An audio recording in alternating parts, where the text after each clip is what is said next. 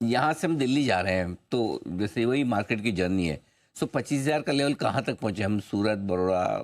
मैं बॉम्बे के उसमें आपको बताता हूँ। बॉम्बे बता दीजिए। यहाँ से चर्च गेट से बोरीवली जाना है जी, तो मेरे हिसाब से ग्रांट रोड तक पहुँचे हो अभी। ओह, तो मैं बता दूं फिर जो बॉम्बे के बाहर के लोग हैं जो नहीं समझते हो लोकल ट्रेन के रूट, तो सर ये बता रहे हैं मुश्किल से 10-15% हम अभी यात्रा तय की, अभी 80-85% जर्नी मार्केट की बाकी है। और कुर्सी की पेटी बांध के रखिएगा बिल्कुल मजबूती से। आपको मैंने कई फोरम में सुना है सर, कई जगह आपने कॉन्फ्रेंसेस में आपने जबकि आपका बैकग्राउंड पूरा फॉरेन बैंक्स का है ना, आपका बैकग्राउंड पूरा इंस्टीट्यूशंस, बड़े बड़े इंस्टीट्यूशंस के साथ डील करने का प्राइम है, लेकिन आपकी गजब की ग्रिप है रिटेल पर, और रिटेल इन्वेस्टर्स का इस बार जो रुझान मार्केट में आया उसको लेकर आप बहुत ही बोल्ड और एग्रेसिव स्टैंड रखें कि नहीं ये सही है। क्या लगता है इस बार क्या बदला है ऐसा रिटेल में?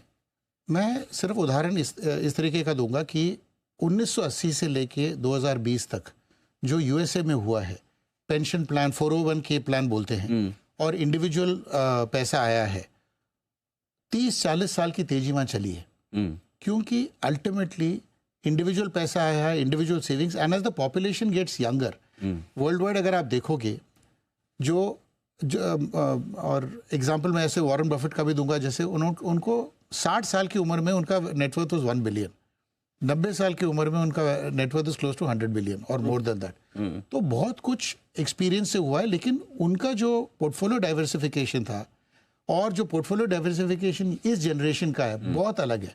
People are more in the markets than ever before, people are keen to invest. तो फर्स्ट टाइम इंडिया में देखते हैं कि जो यूएसए में, जो जापान में वगैरह हुआ है कि रिटेल पैसा एक्चुअली आ रहा है जो एफआईआई से कई गुना ज्यादा है। मैं कई गुना मतलब आज पहले में नहीं, कई गुना ज्यादा है। हाँ, कई गुना ज्यादा है। और ये अगर जैसे खून की लत लग जाए जैसे, तो इसको थोड़ा मजा आने लगा है कि रिटेल में हर डिप में खरीदो तो पैसा बनता है। यस, आई ऑल्सो अग्री कि एक्सेसेस है मार्केट में, पॉकेट्स में, यू नो, जो बिल्कुल जैसे वो बोलते हैं यूफोरिया आ जाना, वो है बिल्कुल, लेकिन जो डायरेक्शन है ऊपर की तरफ है। और मार्केट ऐसा कोई भी काम नहीं कर रहा है जिससे ये बोल सकते हैं कि मार्केट पागल हो गया है, कि मार्केट बिना समझ के कर रहा है। क्यों? क्योंकि आप ओवर ओन स्टॉक्स देख लीजिए, जैसे बड़े सारे प्राइवेट सेक्टर बैंक्स हो, एफएमसीजी, इन्होंने 5 साल में कोई रिटर्न ही नहीं दिया।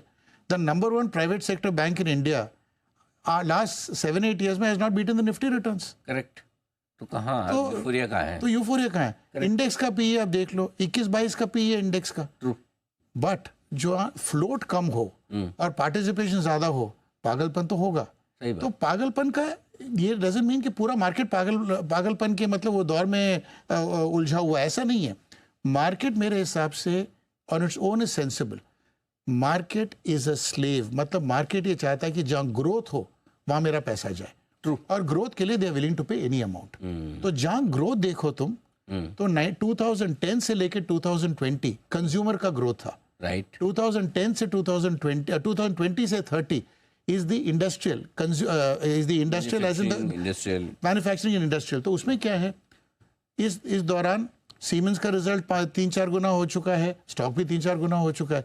पहले भी 100 पी था, आज भी 100 पी है। तो इसमें उसमें अगर आप तब पागलपन नहीं बोले तो आज क्यों बोलेंगे पागलपन है? ठीक बात है। और उस टाइम क्या हुआ था, ये रिटेल का दौर था, एचडीएफसी चलता था, बजाज चलते थे, अभी आरईसी चलता है, पीएफसी चलता है। Correct. उनका कोई रिटेल से लेना देना नहीं है, वो तो इंडस्ट्रियल ग्रोथ के बेसिस में वो लोग कर रहे हैं। तो मार्केट का थिंकिंग ये है कि जहां पोर्टफोलियो या की बढ़ोतरी हो रही है उस सेक्टर में ज्यादा अगर बैक करो तो they are paying for growth. And ये बिल्कुल मत भूलिएगा कि market is not irrational, market is paying for growth. लेकिन ग्रोथ में एफएमसीजी 3-5% आज ग्रोथ है, कल 10-12% पे आप उसको 60-70 पी देते थे। करेक्ट। तो आज इंडस्ट्रियल ग्रोथ वो है तो आप क्यों नहीं दोगे वो पी? तो कहने के लिए तो ये पैरेलल्स हैं। और जहां ओवर ओन्ड है, मतलब जहां जनता खड़ी है, सबको पैसा तो नहीं बन सकता किसी सब, तो वहां पैसे नहीं बन रहे। तो फॉरेनर्स का पोर्टफोलियो इंडिया में 60% is in the over owned spaces. Technology देख लो जहां चैलेंजेस हैं,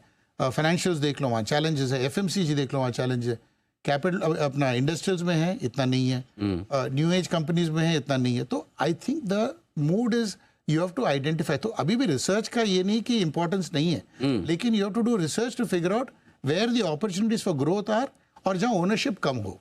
तो आपको सर इंडिया में कहाँ ग्रोथ होती दिख रही है, जब अगर इतना बड़ा और लंबा बुल रन चलना है इंडिया में, हाँ। तो क्या क्या चलेगा और इसकी लीडरशिप कहाँ होंगी?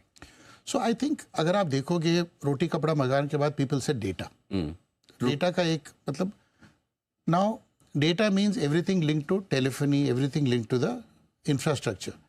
तो ऑब्वियसली इंडस्ट्रीज आपको सिर्फ 3 प्लेयर्स ही रह गए हैं बड़े प्लेयर्स, बाकी सब कंसोलिडेट हो गए। तो सबसे पहले तो आप प्राइसिंग पावर ये देखो कि जिस इंडस्ट्री में कंसोलिडेशन हो चुका है, प्लेयर्स कम हो चुके हैं, वो प्लेयर्स अब को एग्जिस्ट करके रहेंगे। हाँ। ये वही वाली बात होगी कि 3 शेर हैं जंगल में, तो अपना टेरिटरी इलाका बांट लिया है, बस बांट लिया। करेक्ट। अब थोड़ा कंपिटिटिव रहेगा, जहाँ ओवरलैप रहेगा, बट इन सबको इंफ्रास्ट्रक्चर चाहिए। So telecom infrastructure, data infrastructure, data centres, ये बहुत बड़ा थीम बनेगा और इसके लिए यहाँ ग्रोथ दिखेगी और लोग पे करेंगे। इसमें क्या चैलेंज था पहले कि एक प्लेयर वीक था टेलीकॉम में, तो जो इंफ्रास्ट्रक्चर प्लेयर्स थे उनको लग रहा था पैसा आएगा नहीं, अगर ये डूब जाए तो क्या होगा। आज वो डर निकल गया है। Correct. So this is one big space, I will say. The second big space is pharmaceuticals, because India is the pharmaceutical capital of the world in terms of production.